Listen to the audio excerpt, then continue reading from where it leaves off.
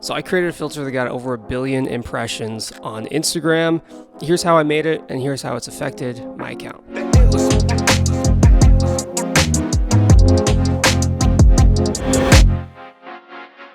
So I actually made 3 filters. The first one was just minimal tones, and then minimal tones 2.0, and then you guessed it, minimal tones 3.0. Minimal tones 1.0 was probably the worst one out of the 3 because I was just figuring out how everything worked. Ironically, Soulja Boy and Sean Kingston apparently were using it, and so I don't know, they found it appealing in some way, so that's kind of fun. Cheer for the king. But anyways, 1.0 kind of a mess. 2.0 came out, and I decided to make it a little bit more like teal and orange, which has been huge obviously for content creators these last couple of years, and that's the one that like somehow for some reason popped off. Now what's weird is like I can't pinpoint exactly who was using it and why it gained so much traction, and so I think it was just one of those filters that just caught on, that just looked good and people wanted to keep using it. Let's jump into stats. It has 1 billion impressions. They like just passed that a couple days ago. 57.2 million people have opened the filter, and then 7.5 million photos or videos have been taken on that filter. In August of 2022, that filter got 200 million impressions. And if we hop into Social Blade, I have a B-, which is actually pretty accurate because that's probably the average grade I had in high school. So between March and May, that's when I did my 30 days of filmmaking hacks, and we did maybe a little over 10,000 followers in about a month. So at that point, my 2.0 filter was already there, and at about that same point, I was doing about 26 million impressions on that filter in a month. And then we kind of climb up the ladder, and it just gets higher and higher and higher. And so it's hard to know if my 30 days of filmmaking hacks, posting 30 days straight, is the reason that that filter actually took off. But I definitely think that helped. I definitely think pushing out a lot of content actually pushed the filter organically too. And so that correlation was there. But in August of 2022 is when I did that 200 million impressions in a month. And if you look at that same time frame, I don't think I was posting anything significant in that month yet. I still gained over 8,000 followers in that month. So there's clearly a correlation. But I think at the end of the day, there are a lot of aspects that goes into building that Instagram following, building following on any social media. So filter 1 and 2, I made myself using Spark AR. Honestly, huge pain in the butt. I would not recommend doing it yourself. Like, unless you have a bit of time to commit to it, it's probably worth going the route that I took for filter number 3, which is creating the look myself and then outsourcing the conversion of that look into a filter to somebody else. So I'm going to kind of leave that part of the video open-ended. Like, this isn't going to be a tutorial on how to use Spark AR, which is the software you need to make filters. I'm going to link like a pretty good reference down in the description below if you want to go that route. My preferred route and what I would recommend to you is what I'm actually going to be showing you in this video, which is how I take that footage, how I color it inside of DaVinci, and then how I put that in a file and then outsource it to somebody who can actually create the filter for me. So let's actually switch gears and jump into how to create your own Instagram filter the easy way.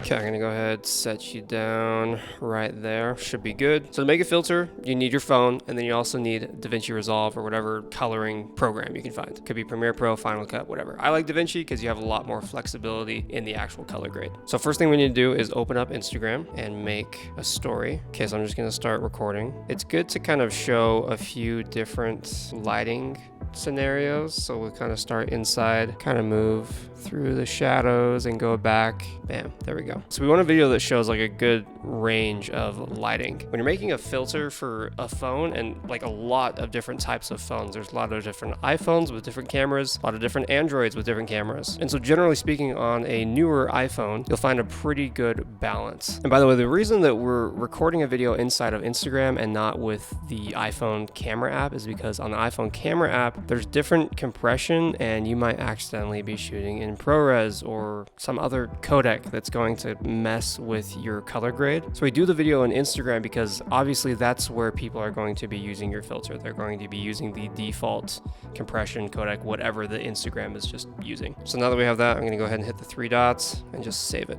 And then from there, I'm just going to transfer it to our computer and we'll move into DaVinci Resolve. Now, if you're not familiar with DaVinci, this is not the video where I go in depth on how to like color grade. At some point, there might be a separate video talking about that. But for now, I'm going to assume that you have a pretty basic understanding of DaVinci Resolve. All we're doing here is creating a look with the iPhone footage and then exporting that look as a LUT. Okay, so at this point, I'm going to go and just scrub to a good part of the video where it shows pretty average lighting. Let's do like right there. And now we can make some adjustments to obviously the contrast. We can add a little HDR if we want to, and then give it a look. In this first node, this is where I like to jump in and add a little bit of HDR. I'll bump those shadows up to about 10 or 11. I'll pull those highlights down a little bit as well. From here, I'll jump into node 2. I'll adjust the primaries. I just pull that lift down a little bit, just make those blacks a little bit more punchy, more crushed, and then maybe lift the gamma just a tiny bit. The thing with an Instagram filter, and especially the fact that these are being used on phones, is that you don't have the same flexibility in the image that you would if you were shooting it on like the C70, which I am right now. So generally speaking, you can do a few things to make it more HDR like it did with that first node, but we don't want to add a ton of contrast or adjust too much in the actual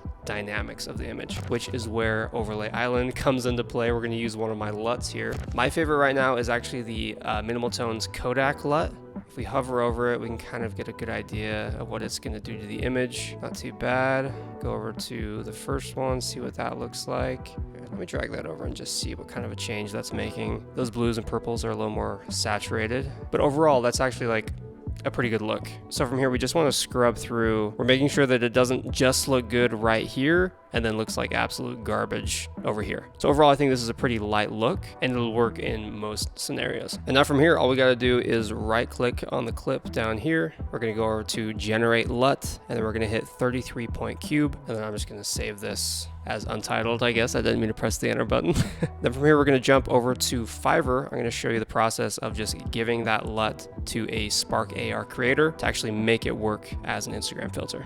Look at that, top of the page Instagram filter, Daniel J. Schwarz. He's obviously not the only one on Fiverr that can create Instagram filters for you, but at least based on my experience, he's the best. Starts at $20, it looks like. Pretty sure I spent a little bit more with tips and stuff, but let's click on that and just see. Man, maybe after this video, he's gonna have to up his prices because I have a feeling the demand might go up a little bit. So $5 for a basic filter, fancy filter is $45, and then premium is a super fancy. Whoa. So clearly this guy is just a master at Spark AR. I imagine the super fancy filters and maybe even just like the normal fancy filter is more AI based, and it's probably more effect heavy on different things that are happening around you or to your face or something like that. In my case, just because I've already created that look and I've exported that look as a LUT, his workload is actually not too bad. So essentially the way it works is they ask you what kind of a filter you want to create. Again, in my case, it was just a look. So they asked for the LUT file. I sent it over. Really quickly, he actually sent me a link to test the filter on my phone. And with Minimal Tones 3.0 specifically, I didn't just want the look, I wanted some chromatic aberrations around the edges. So I specified that when I first submitted my order. So once it was done, he sent me a zip folder, which had the file that contained the actual filter. So I took that file, I searched Spark AR on Google, Metaspark Studio. It's totally free. You just got to log in with your Facebook account. And from here, you can just go over and hit publish, create an effect. You'll drag that file that they've sent you over here. You'll give it a name. You'll decide which platform you want to put it on. I put mine on all platforms between Instagram, Facebook, and Messenger. You can select a few categories that filter falls under. And then from there, you will need to open up your effect inside of Instagram and create a quick video that basically just showcases the filter so people can quickly watch and see what the filter does to their footage. And then you create an icon, upload that as a thumbnail, decide when you want to publish it, and then hit submit. And I think it was within maybe an hour or two that mine got approved and submitted, but it does take up to 24 hours. So pretty quickly, you're in business. The reason I feel like filters are one of the best ways to grow on Instagram is because if you make a good one and you make one that a lot of people want to use and it applies to a lot of different categories of, people and influencers, just users on Instagram, when they post a story or a reel, your name is going to be right next to their name on that post. It's like free advertising, essentially. You make the filter and then everybody else shares it for you. And so I'm not going to say that it will directly like benefit or grow your Instagram significantly. I think there's a lot of factors that go into that. I think making a good filter is one thing, and having your name show up next to theirs is awesome. But if someone clicks on that filter, it's actually going to take them to the filter page first, and they'll be able to take a photo or a video. It's not going to take them directly to your account. And then once they get to your account, the only reason why that might help you grow your following is if you've already been posting consistently and you have relevant content to that person who has navigated their way to your profile. So I just want to say that, like, as a disclaimer almost, that having a filter is super helpful, and I think it builds a lot of credibility for you and your account. But in the end, you have to have good relevant content for somebody to actually follow you and engage with you. It's always cool to go in and actually see who is using this filter. We got almost 40,000 reels on Minimal Tones 2.0. This is where the majority of those impressions are coming from, is people using reels. There's something about just knowing that random people are using a look that you created, so that's always fun to see. And it just makes you feel like you have way more control over your Instagram, because you hop in to make a story and then suddenly you can see the filters that you've created right there. So really quickly you can get your signature look. Nothing better than that.